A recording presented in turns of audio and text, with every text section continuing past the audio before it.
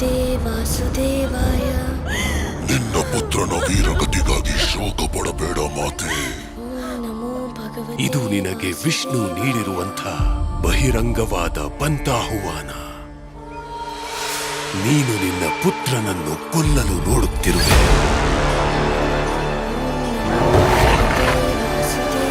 ಆದರೆ ಅವನು ತನ್ನ ಭಕ್ತನನ್ನು ಕಾಪಾಡಲು ಮುಂದಾಗಿದ್ದಾನೆ.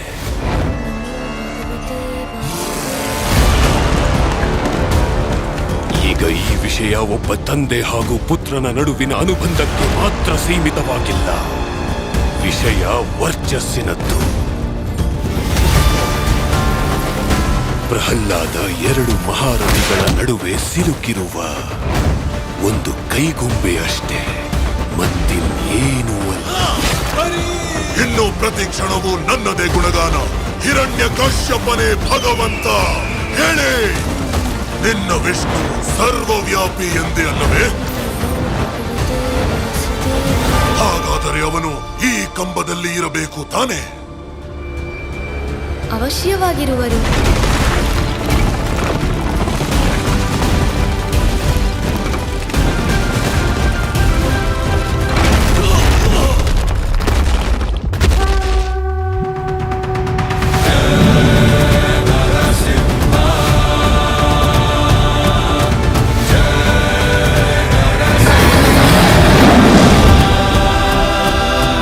ಭಗವತೆ ವಾಸುದೇವಾಯ.